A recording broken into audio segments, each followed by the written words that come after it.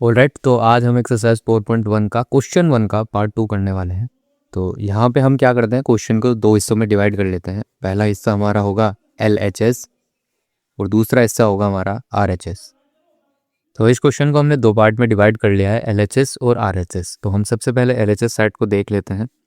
तो यहाँ पे LHS साइड में x² - 2x दिया हुआ है, तो इसमें कुछ खास हमें सोल्व करने की ज़रूरत नहीं है, तो इसे यहीं पर छोड़ देते हैं। दूसरी चीज़ है RHS, यहाँ पे थोड़ा सा हमें सोल्व करना पड़ेगा। यहाँ पे इक्वेशन दिया -2 इन ब्रैकेट 3 माइनस के x। अब हमें इस वाले यूनिट की मल्टीप्लाई करनी है 3 से भी और x से भी। यहाँ पे -2 की मल्टीप्लाई हम करेंगे 3 से और x से, तो 2 3 जा 6। अब इसमें प्लस का 3 और माइनस का 2 है, तो प्लस माइनस माइनस हो जाता है, तो यहाँ पे माइनस आ जाएगा।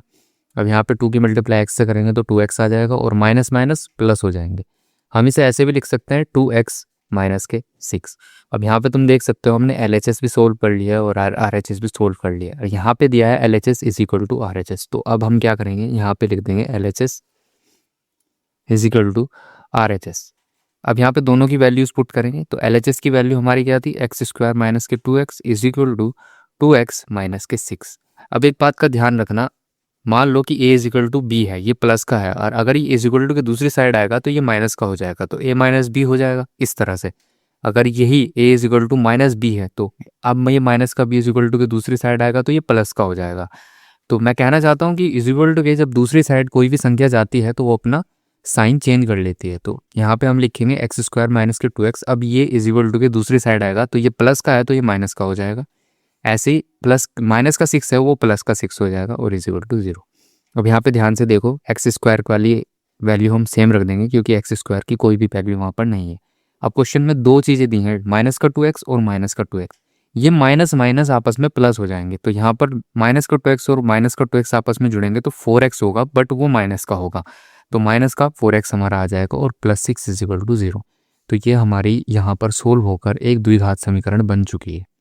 अब द्विघात समीकरण का स्टैंडर्ड जो इक्वेशन होता है वो होता है ax² प्लस के bx प्लस के c इज इक्वल टू 0। अब हमें प्रूफ करना है कि जो हमारी ये वाली इक्वेशन थी ये एक द्विघात समीकरण है या नहीं है, इसे प्रूफ करना है। प्रूफ करने का सबसे आसान तरीका ये है, अगर इस इक्वेशन में a इज इक्वल टू 0 नहीं है तो ये एक द्विघात समीकरण है, ठीक है। और अगर a इज इक्वल टू 0 हो जाए तो इसका मतलब ये द्विघात समीकरण नहीं है।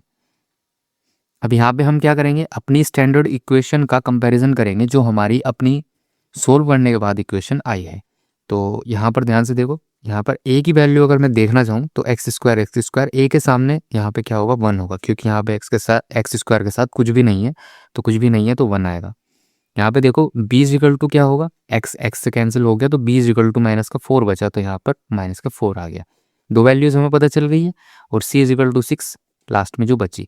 अब ध्यान से देखो, यहाँ a इज इक्वल टू 1 है, इसका मतलब a इज इक्वल टू 0 नहीं है, तो इसका ये सिंपल सा मतलब हुआ कि अगर ये a 0 के बराबर नहीं है तो यह एक द्विघात समीकरण है, ठीक है। तो ये सिंपल सा क्वेश्चन था जो हमने सोल्व किया है।